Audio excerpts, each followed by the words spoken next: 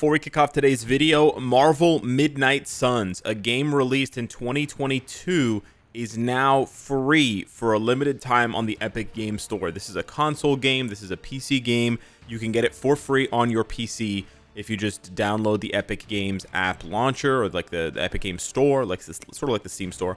And then you just go in there, make an account, and download the game for free. You basically buy it for $0. Now, why am I telling you this? Well, Marvel's Midnight Suns was a pretty good game that definitely didn't exceed or sort of meet expectations. I think it was a pretty good game. I never played it myself, but I know a lot about the game. But essentially, the numbers now of people who download it for free will matter towards Firaxis and the studio getting potentially a sequel, getting the shot at a sequel. And I think the studio did a really good job with the material that they had. I think they could have made the game better, for sure. I think they could have marketed the game a lot better, for sure. There certainly were mistakes that they made along the way, or sort of like missteps. But I wouldn't, I wouldn't count them out, and I wouldn't want to see them not have a shot at a sequel, because I think a sequel to Midnight Suns could be really, really strong and really, really good. So yeah, you get a free game. I downloaded it myself already. You get a free game, and maybe we get a sequel. So hit it up. Since the Fantastic Four update livestream, a lot of people have been talking about what defines content and what is sort of our limit or our litmus test for what content is. And a lot of people have been rightfully pointing out that if you can only play with these designated heroes, and there's only a handful of missions, because if you take a look here, we have, potentially 6 chapters, and each chapter has about 5 or 6 different stages, which means you only have about 30 stages to enjoy, and half of those stages, I would assume like 15 of those stages are just dialogue. So there actually isn't more than 10 to 15 stages worth of actual content, and again, that content is restricted to those specific characters. Can we call this repeatable content? Can we call this dynamic content? Where does this really land in the spectrum of, is this like something really good like ABX ABL, like story mode, or is this something really bad like legendary battle, where it's just not going to be played after it's played once, right? You're just gonna enjoy it one time and then it's over. And to be fair, there are players who enjoy things like epic quests, even though they are one and done type content. But this was advertised as dynamic content. Dynamic means it changes. So we have to assume that there is some kind of change.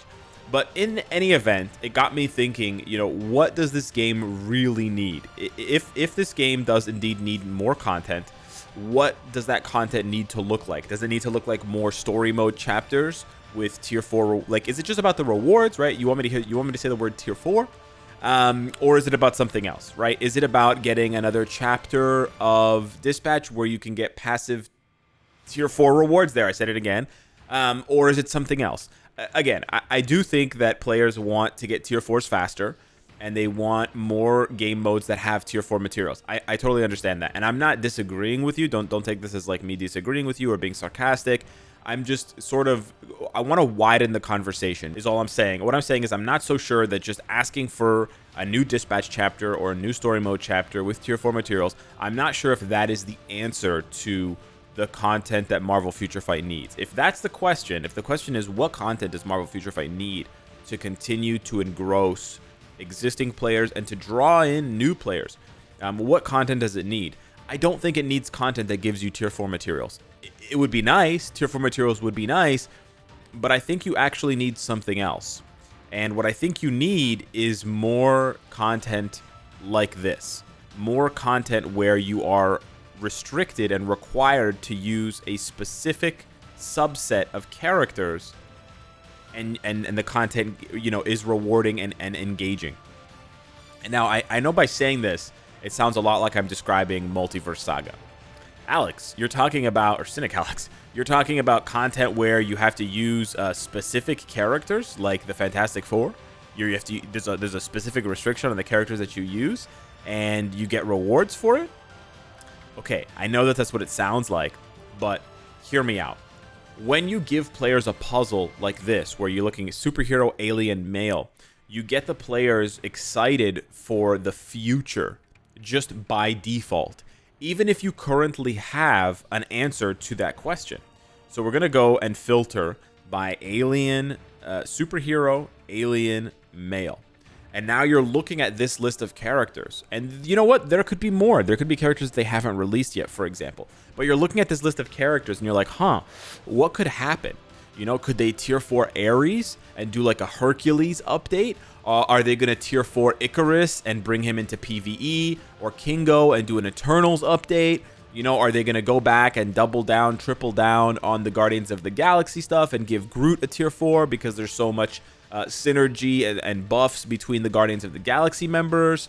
You know, are they going to do like villain Hyperion? He won't be a hero anymore, so he won't be in this tag specifically.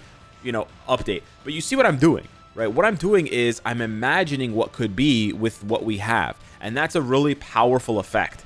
And that, I believe, is an effect that has kept a large portion of the Alliance Battle Extreme and Alliance Battle Legend players engaged. Because every update has potentially the promise of something new. Now, it's not that every update has something new, it's that potentially every update has something new. And so you get players invested in a game mode like Alliance Battle Legend, Alliance Battle Extreme, and then you can basically create that hype, create that expectation every single month. And that's valuable, that's important, that's powerful, right? So you're probably thinking to yourself, Alex, what could be in this update, right? A Blast female with Sue? No, that's not going to work. Well, Mr. Fantastic. As crazy as it sounds, he could potentially beat Gladiator for combat male hero. And I'm not saying I want him to beat Gladiator. I'm not saying he should be Gladiator. He seems more PvP oriented anyways. But the point I'm trying to make is there's a possibility. And that possibility is exciting for players of this game mode. Now, you can say it's not exciting for free-to-play players of this game mode because they can't make every new change. They can't adopt every new meta. But that's okay too. Because what it does for players who can't afford to tier 4 Mr. Fantastic day 1 is it gives them something to look forward to later on. You're giving them a project that they can accept or decline. So for example, for a long time, I was on the fence about a character like Magneto, like a character like, you know, a character like Dr. Octopus. I was on the fence about these characters because I wasn't sure if they were going to get replaced for ABX ABL. So I waited a long time to tier 4 them. And then look who comes along 6 months after I tier 4 Dr. Octopus. Hulk comes along. Now I already had Hulk tier 4, so it wasn't a big deal for me. But if I didn't have Hulk tier 4, then I would have an even bigger dilemma on my hands, right? And so this sort of thing is interesting for players of all walks. It's interesting for whales, it's interesting for mid-spenders, free-to-plays, etc.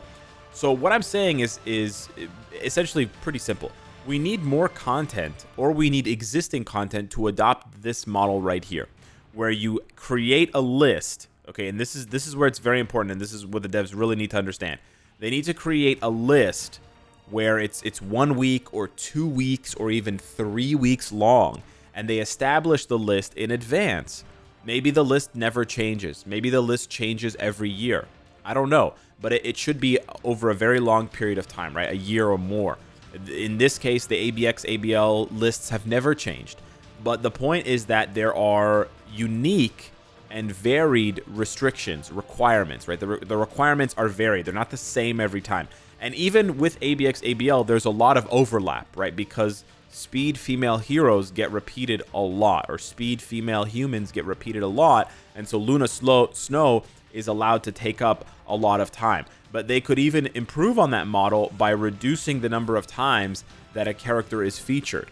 And so by creating these requirements, you are basically dividing the existing pool of characters, the 270 plus characters. You're dividing them into these like 20 or 30 different pools. And then players can go and look and say, okay, combat villain male. Okay, what about Blast Hero Mutant? Okay, let me go look at that one. There's going to be a Deadpool update soon. Okay, human... Sorry, Mutant, Hero, Blast. Okay, what do we got here? Okay, so with the Deadpool update coming, sure, we could get an upgrade to Deadpool, but Deadpool's a speed type. They're not going to change him into a blast type, so that's off the table. Wolverine's a combat type, that's off the table. But what if they're going to finally give Cyclops a new uniform? What if they're going to make Jubilee tier 3 and give her like a really strong uniform or make her support type? What if they're going to give Gambit or Psylocke a tier 4 and make them meta? And so this organic engagement that the community does, that the player base does with the existing content in anticipation of new updates is invaluable. And honestly, it's one of the major financial driving forces behind the game being successful. Is the ABX and ABL player base adopting new metas as soon as they come out. And you can actually see this is something that the devs understand, they acknowledge, and they take advantage of because of how frequently different characters get replaced and get replaced by someone else for ABX ABL content, right? Like you have, for example, them releasing Captain Marvel, and the ABX ABL community jumped on that because she was a huge upgrade, getting a tier 4. And then of course 6 months later, what do we get? We get another replacement, and they do this multiple times per year across different categories of character, right? Blast female, universal hero, etc., etc. And you have what could basically be like 10 characters a year getting replaced and getting, new characters getting adopted, right? We used to use Namor for combat villain, just to show you how far we've come. And this uniform and this character was tier 4 in 2022. Look how far we've come, from Namor to Dr. Octopus, now to Hulk. So just in the span of less than 2 years, basically a year and a half, 18 months, we've had 3 changes for combat villain male. And I think at one point some people even used Carnage before Namor, so it might actually be 4. So you can see this kind of stuff in the game already, and I know that it can seem daunting for free-to-play players, but trust me, it's actually very fun, because you're basically just playing a waiting game. You're like, okay, I'm not going to get Namor, I'm going to wait a few more months. Okay, Dr. Octopus came out, I'm going to wait a few more months as well, because I want to see if Dr. Octopus's performance is really, the cat's meow, right? And then you're like, okay, I'm going to pull the trigger on Dr. Octopus. And then you get 8 months of value, 9 months of value, 10 months of value on Dr. Octopus. And you're like, yes, I made such a good decision. And then Hulk comes out. And then you're looking at Hulk and you're like, Hulk's a bit easier to play, but maybe I don't need to because I already have Dr. Octopus. And you can make these value judgments yourself, but the opportunity still presents itself to you if you want to take it. So for players who want to spend, the opportunity is always there, right? And then for the players that don't, it's a poker game where you're waiting, you're thinking, when do I bluff, when do I call, when do I raise, when do I fold? And that's very interesting. But in order to do that, they have to create more game modes, or they have to augment existing game modes to be more like this, right?